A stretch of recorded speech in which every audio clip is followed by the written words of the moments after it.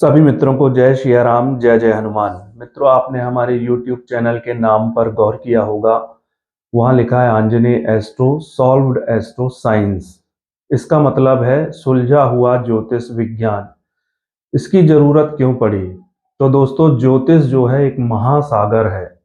ज्योतिष की सारी पद्धतियों का गहराई से अध्ययन करने के लिए, ज्योतिष के सूत्रों को, ज्योतिष की टेक्निक्स हैं, ज्योतिष के जो फार्मूले हैं, उन सभी को अगर हमें जानना है तो एक जन्म काफी नहीं है, हमें कई जन्म लेने पड़ेंगे। तब जाके हम कोई व्यक्ति पूरे ज्योतिष विज्ञान का गहराई से अध्ययन कर सकता है। तो इससे बेहतर तरीका ये है कि आज के युग में हमारे जीवन के लिए ज्योतिष के जो सूत्र उपयोगी हैं उन्हें जरूर सीखा जाए। इसको हर एक व्यक्ति को सीखना चाहिए ताकि वो व्यक्ति अपने जीवन में ज्योतिष विज्ञान का लाभ प्राप्त कर सके। दोस्तों, हम अपने YouTube चैनल में ऐसे ही टेक्निक्स, ऐसे ही फॉर्मूले और ऐसे ही ज्योतिष के अद्भुत सूत्र आपको बता रहे हैं जो इतने कारगर हैं, बहुत सटीकता से काम करते हैं, जिन पर बहुत सारी रिसर्च हो चुकी है, जो अप्रूव्ड हैं, जिनका रिजल्ट 100% मिलना ही मिलना है और जो हमारे जीवन के हर क्षेत्र को बढ़िया बनाने में मददगार हो सकते हैं।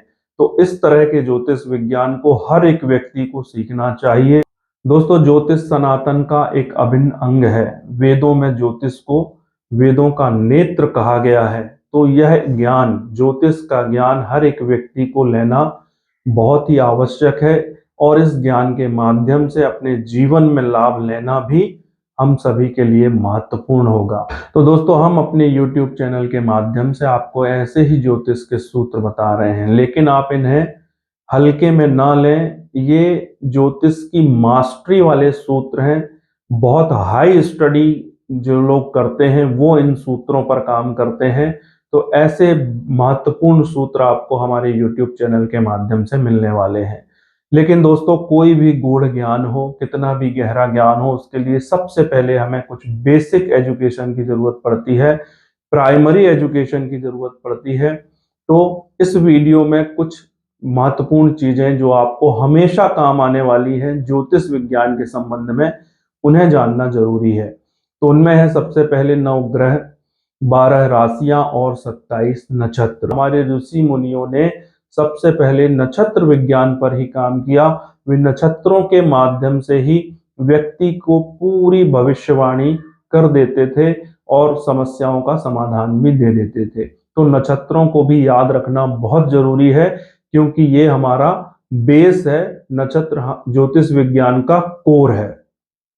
तो सबसे पहले बात करते हैं 12 राशियों की, फिर 9 ग्रहों की और फिर 27 नक्षत्रों की। लेकिन दोस्तों, उससे पहले मैं एक चीज आपको बता दूं कि ज्योतिष पूरी तरह से गणित है, तो यहाँ पर क्रम का बहुत ध्यान रखा जाता है। तो जो कुछ भी आपको याद करना है वो सीक्वेंस से याद करना है, क्रम से याद करना है।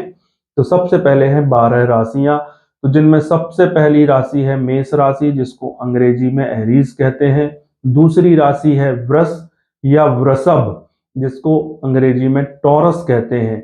तीसरी राशि है मिथुन, जिसको अंग्रेजी में जेमिनी या जेमिनाई बोलते हैं।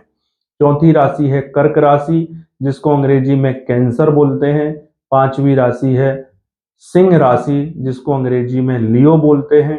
छठवीं राशि है कन्या राशि, जिसको अंग्रेजी में वर्गो बोलते हैं। सातवीं राशि है तुला राशि, जिसको अंग्रेजी में लिब्रा बोलते हैं।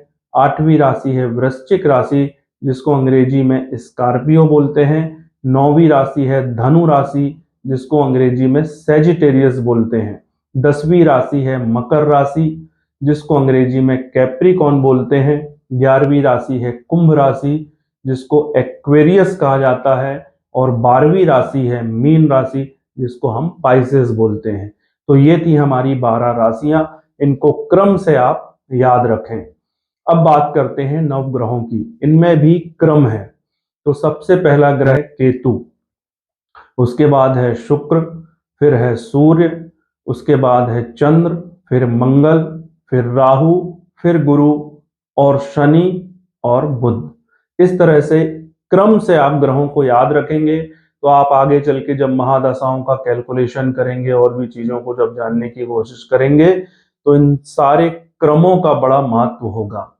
अब दोस्तों बात करते हैं नक्षत्रों की। तो जैसा कि आपने देखा कि 9 ग्रह हैं और 27 नक्षत्र हैं, तो हर ग्रह को 3-3 नक्षत्र का स्वामित्व प्राप्त है, यानी 3 नक्षत्रों का लॉर्ड होता है एक ग्रह, स्वामी होता है।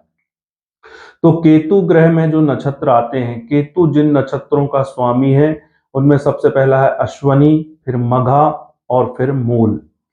इसी तरह से शुक्र जिन नक्षत्रों का स्वामी है उसमें सबसे पहले है भरणी, फिर पूर्वा फाल्गुनी और फिर पूर्वाषाढ़ा। इसके बाद आता है सूर्य, तो कृतिका, उत्तरा फाल्गुनी और उत्तराषाढ़ा। इसके बाद आता है चंद्र, तो चंद्र का रोहिणी, हस्ता और श्रवण, इन 3 नक्षत्रों का स्वामी चंद्र है। इसके बाद आता है मंगल, तो मंगल के जो नक्षत्र हैं जिसका स्वामी मंगल है वो है मृगशिरा, चित्रा और धनिष्ठा। इसके बाद आता है राहु, तो राहु जिन नक्षत्रों का स्वामी है उनमें सबसे पहले आता है आद्रा, इसके बाद स्वाति और फिर शतभिषा। इसके बाद गुरु, तो गुरु पुनर्वसु, विशाखा और पूर्वभद्र नक्षत्र का स्वामी है। इसके बाद आता है शनि, तो शनि पुष्य, अनुराधा और उत्तर भाद्रपद कई तरह से बोला जाता है, वो सभी एक ही हैं। तो इन 3 नक्षत्रों का स्वामी शनि है। इसके बाद आखिरी में आता है बुध, तो बुध आश्लेषा, ज्येष्ठा और रेवती, इन 3 नक्षत्रों का स्वामी है। तो इनको आपको क्रम से याद रखना है, हमेशा याद रखना है, इनकी जरूरत आपको हमेशा पड़ेगी। अभी मैं आपको एक बहुत ही गहराई वाली बात बताता हूं। दोस्तों ज्योतिष में चंद्रमा को सबकॉन्शियस माइंड कहा गया है। अब हमारा जो सबकॉन्शियस माइंड होता है ना, वही हमारे जीवन को चलाता है। यदि हम अपने सबकॉन्शियस माइंड के हिसाब से अपने जीवन को चलाएंगे तो हम जीवन में ज्यादा सुखी होंगे, ज्यादा समृद्ध होंगे और ज्यादा स्वस्थ होंगे, और जीवन में जो कुछ भी हमें चाहिए वो हमें आसानी से प्राप्त होता है। यदि हम अपने सबकॉन्शियस माइंड को समझें, सुने, उसको जानने का प्रयत्न करें और उसके अनुसार जीवन बनाएं, तो हम अपने जीवन में बहुत जल्दी सफलता, सुख, समृद्धि सब कुछ प्राप्त कर सकते हैं। दोस्तों सबकॉन्शियस माइंड का जो प्रवाह है वो जीवन की ओर है, यानी वो आपको सब कुछ देना चाहता है। उसके पास आपके कई जन्मों का डाटा मौजूद है। तो आप इस जन्म में क्या चाहते हो, कैसा जीवन चाहते हो, क्या करना चाहते हो, क्या पाना चाहते हो, क्या बनना चाहते हो, वो सब कुछ सबकॉन्शियस माइंड में मौजूद है। तो सबकॉन्शियस माइंड का अगर आप फॉलो करोगे, उसके हिसाब से चलोगे, तो आप जीवन में संतुष्ट रहोगे और जिस चीज के लिए, जिस काम के लिए आपने ये जन्म पाया है वह काम आप कर सकोगे। अब इसको किस तरह से जाना जा सकता है, तो दोस्तों ज्योतिष के माध्यम से जाना जा सकता है। सबकॉन्शियस माइंड चूंकि चंद्रमा है ज्योतिष में, अब चंद्रमा का कितना रोल है हमारी जन्म कुंडली में, ज्योतिष में, ये समझिए। तो जब भी किसी व्यक्ति का जन्म होता है तो जिस नक्षत्र में चंद्रमा होता है उसी नक्षत्र के स्वामी ग्रह की दशा, महादशा उसको मिलती है, और उप स्वामी की अंतरदशा मिलती है, उप स्वामी की प्रत्यंतर दशा मिलती है। और चंद्रमा जिस राशि में होता है वही आपकी नाम राशि होती है। तो चंद्रमा यानी सबकॉन्शियस माइंड ने ही आपके जन्म के साथ ही आपके जीवन को निर्धारित कर दिया, क्योंकि जीवन में जो दशाएं हैं वही सबसे महत्वपूर्ण रोल अदा करती हैं। अगर आपको सही उम्र में सही ग्रह की दशा मिल जाती है तो आप जीवन में आसानी से कम उम्र में ही बहुत बड़ी बड़ी सफलता, सुख, समृद्धि सब कुछ प्राप्त कर सकते हैं।